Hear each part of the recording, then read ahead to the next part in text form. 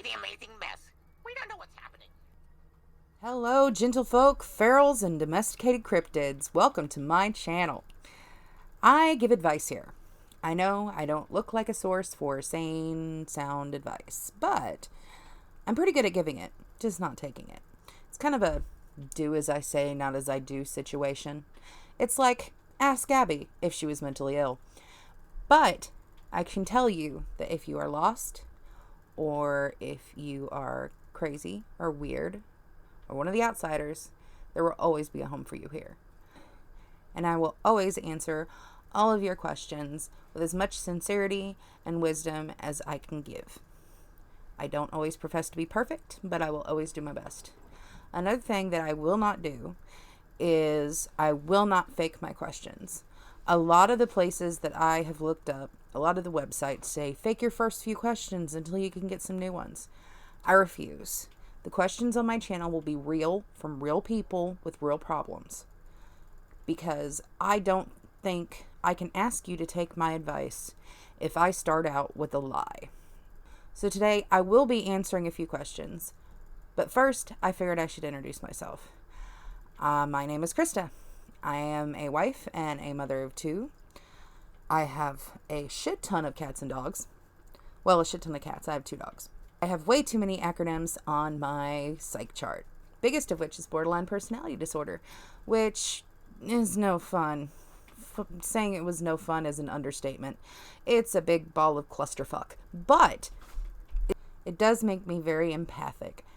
I am able to give pretty good advice. I just don't take it well. Maybe someday I will sit down and look all somber and tell you why I am the way I am. But that day is not today. So let's get into some questions. Katie writes, "Hi Krista. I was just wondering how I can deal with the stigma of BPD when it comes to finding therapy. I'm very open about my mental illness, but I'm always afraid to mention the BPD card due to the stigma.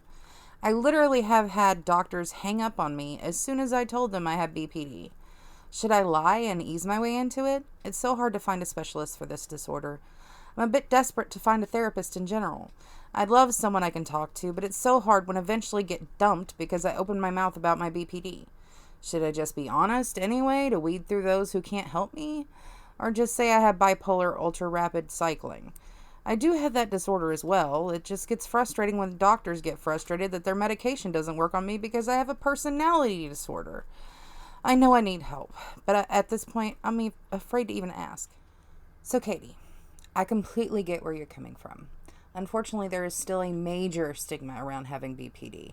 For a very long time, it was thought to be untreatable and uncurable, which we now know is not true. There are a lot of different therapies out there that are very specialized that can help you function, if not completely normally, then on a high functioning level. I think honesty is the best policy here. You don't want to go to your doctor and not tell him the truth, or your therapist and not tell them the truth, because they can't treat you if they don't know what's wrong with you. Therapy only works if you work it, and you're not working it if you're not working on your biggest issue. I think the best course of action is be upfront. That's what I always do. Every time I go into a new therapist or a new doctor, I lay it on the line. I talk my trauma, I talk my symptoms, I talk my disorders, even tell them, if you ask me, how does that make you feel? I'm going to blow up, because if you were listening, you'd already know. Sorry, pet peeve. But in doing this, I can see the reaction on the therapist or doctor's face to what I'm telling them. I know whether it's a good fit or a bad fit, depending on their reaction. If they drop me, they drop me. At this point, I don't care. I'd rather have a doctor that truly cared about my mental health and wanted to help me no matter what mental disorder I had. You being hung up on and dropped, that's just the wrong doctors and the wrong people that you don't want treating you anyway. Because if that stigma is still in their head, then they don't know what the hell they're talking about. So just be honest. Going without help is not an option. Don't ever be scared to ask for help. People with our conditions have a high rate higher rate of suicide and suicidal ideation and being hospitalized for such than other patients with different mental disorders and other people of the norm. And you know what? It took me a long time too, but it happened. I have a therapist and a doctor now who are great.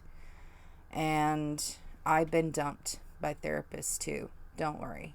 Just don't give up. Jasmine asks, how do I tell my dad and stepmom that I don't want us to exchange gifts again, ever? Christmas and birthday gifts should be an expression of love. They either give me money or ask what I want. I hate that. There's no love or thoughtfulness at all. Even just saying air fryer isn't okay with them. They insist I tell them exactly which one I want, even when I insist any air fryer will do. There's been many instances where they have turned their nose up at my gifts. The fancy hotel chocolate, single estate chocolate, it was awful. We threw it in the bin. The Bluetooth device tracking fob, returned to me via my sister without a word. The framed cartoon of their dog. Dad said thanks. Stepmom just asked when the photo was taken, then said, I didn't like the way the groomer did her when that was taken. No thank you. Nothing. I took it back with me. Dad said they'd pick another picture. They still haven't. I can see why you'd want to give up gift giving.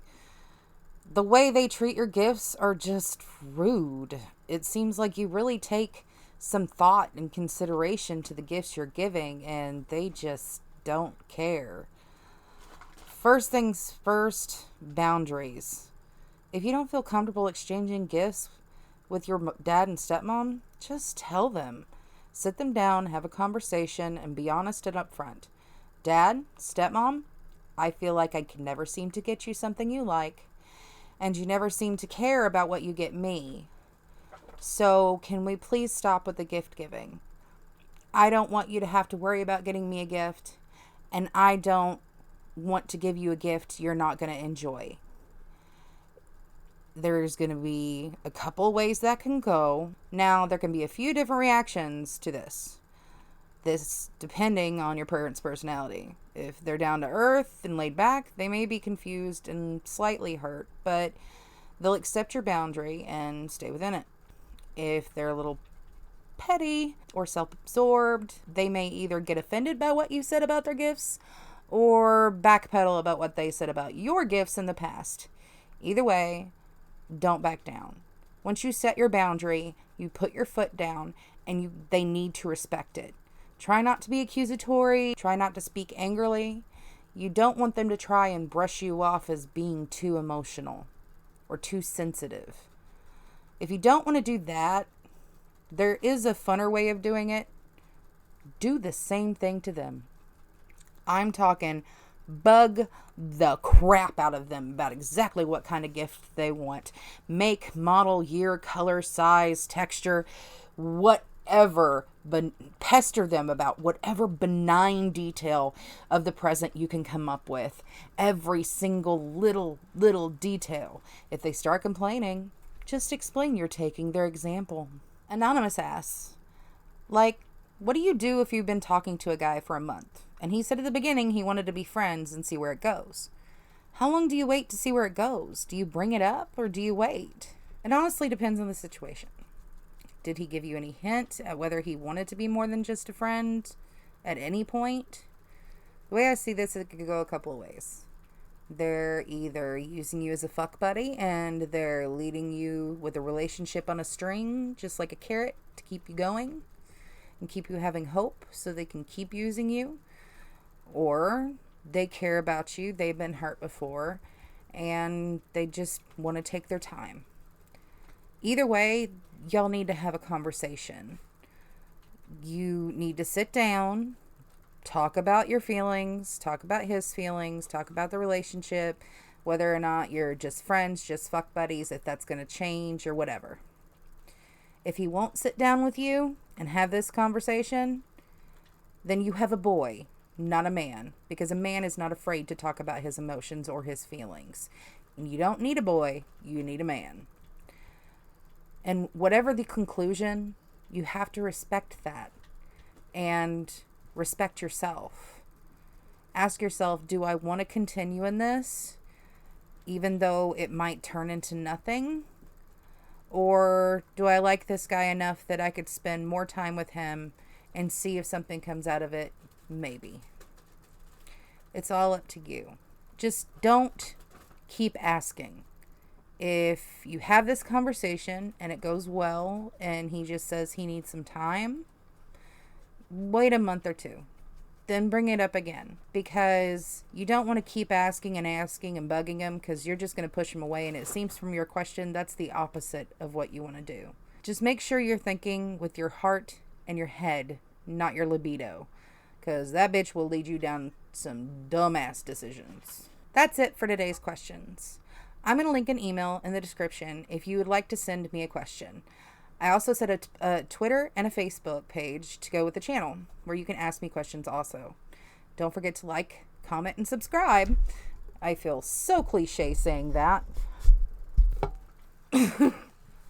I told you, incidental animals. But I hope to see you next time. Bye, guys.